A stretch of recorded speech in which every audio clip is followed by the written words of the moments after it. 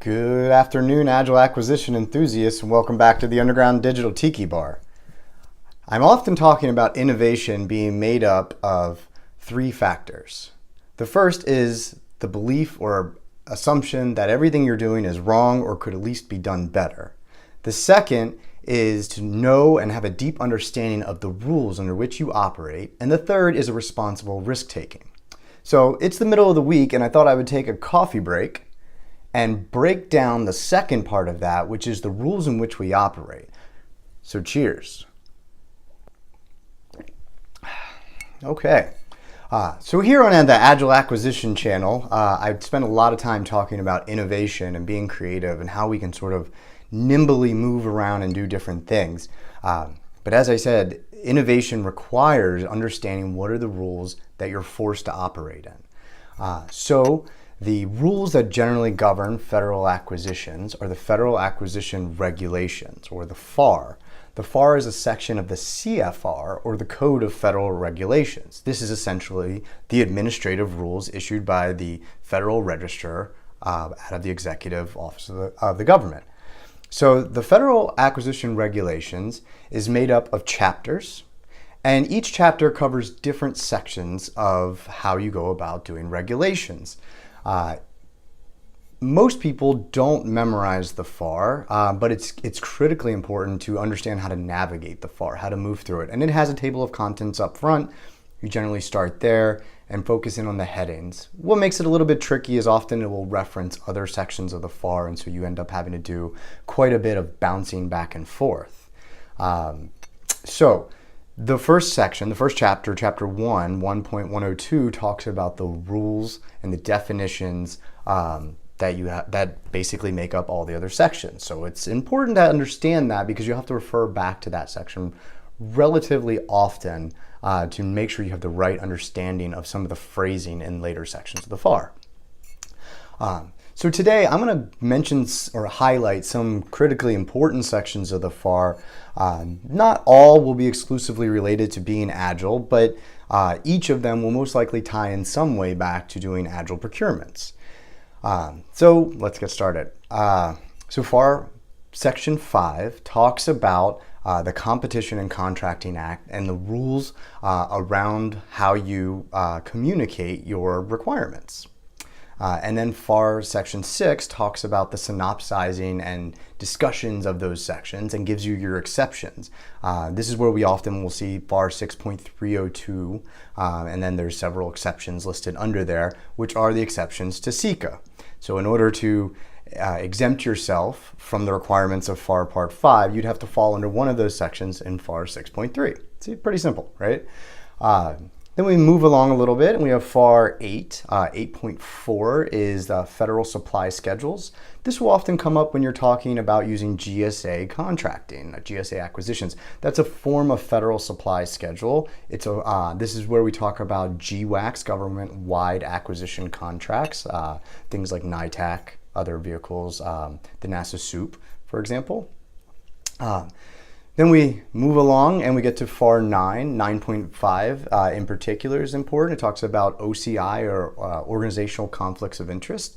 It also talks about the protection of proprietary information, so the importance of marking things appropriately if you're submitting to the government, the importance of disclosing conflicts you have, whether you're involved with an acquisition or whether you are bidding on an acquisition. Then, let's see, we can move along to FAR Part 12, commercial acquisitions. This is where the FAR acknowledges that the federal government should be doing business with institutions that aren't designed to do business with the federal government all the time, and as such, the rules should be different because they operate in an environment completely different, and asking companies to do things our way all the time is expensive. So FAR Part 12 has a basically subset of rules, regulations, and such that should be followed when doing commercial contracting. FAR Part 13 talks about simplified acquisition procedures, and very important to start FAR 13.5, which talks about simplified acquisition procedures for commercial acquisitions, and gives us our wonderful threshold of $7 million, which is quite a lot of money to do commercial acquisition work.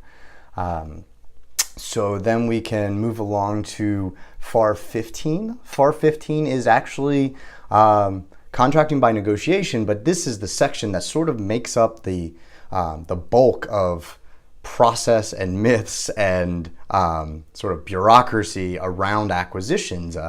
Even when folks aren't doing a FAR 15 acquisition, they tend to apply the rules because FAR 15 has the most rules, and so it kind of has these templates you can follow, and as such, people do. Human creatures of habit.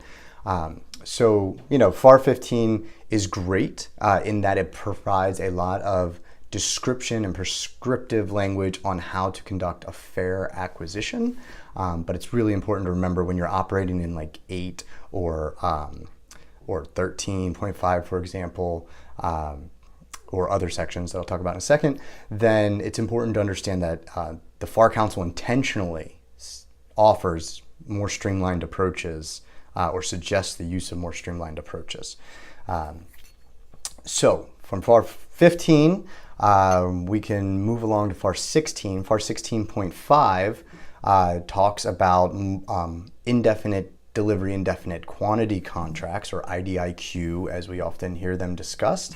IDIQ contracts are really important contracts because this was sort of like the first way in which the government figured out how to sort of recognize they didn't know everything they needed to know in order to buy everything they needed to buy, and so created this process where you can award to one or multiple vendors and then sort of had this subsequent acquisition process that existed within it, although intended to be very streamlined. And a mistake I often see is agencies applying the same FAR 15 process they likely used to create the IDIQ, which was not necessary, at the actual task order level, and thus defeating the entire purpose of creating it. So,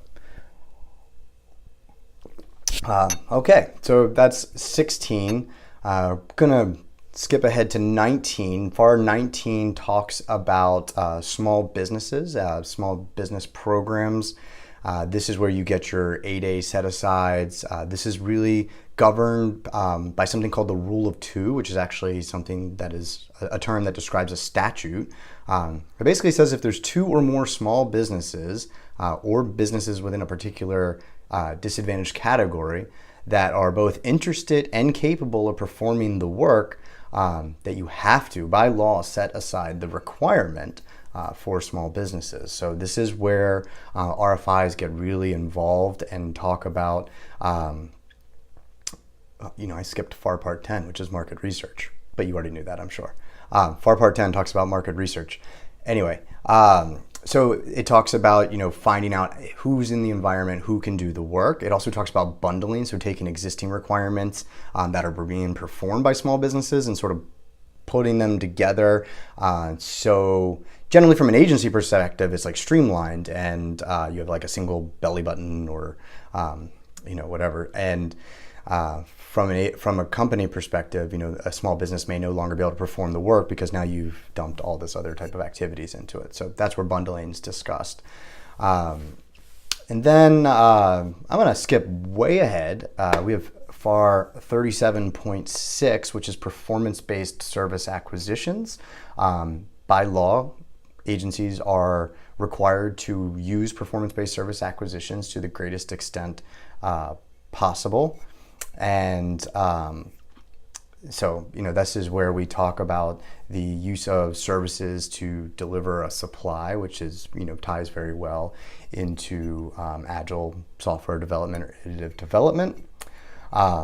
FAR 15, by the way, or FAR 16, by the way, also talks about other contract types besides IDIQ. So as I mentioned, 16.5 is multiple award or IDIQ and multiple award IDIQ, but FAR 16 also talks about your fixed price and incentives, your time and material, your cost reimbursable, your cost plus fixed fee, and your cost plus forward fee, your cost plus incentive fee, et cetera, et cetera, et cetera.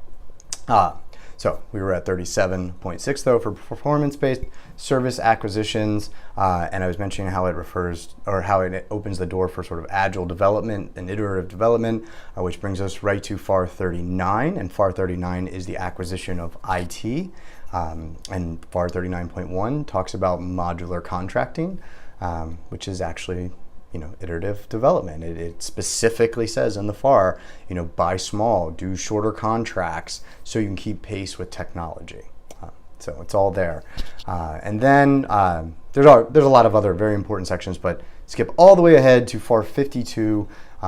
This is where you find your clauses. So all of the sections that I mentioned and didn't mention, these are basically provisions that explain what needs to be done, and they usually will cite the FAR 52 clause that should be inserted into the contract to enforce the requirement of the provision. So there you have it. I hope that was helpful. If you have questions specifically about the FAR, I would encourage you to go to myfar.io. This is a application that some friends and I have built to help people use the FAR, make it more digestible. But one of the great features of it is once you register, you can ask questions and I will answer them. So feel free to go on there, and if maybe I said something that confused you here, or maybe I said something that didn't sound quite right, you can ask questions in the myfar.io app, or you can bookmark and print, and it's now mobile ready, which is very exciting, and so you can pop up your phone and access it when you're in meetings or wherever else you might need to reference back to a particular section, for example. So go check that out too. Anyway, thanks for tuning in for this coffee break. I hope everybody's feeling refreshed. We're halfway through the week, so we're almost there. Go innovate. Cheers.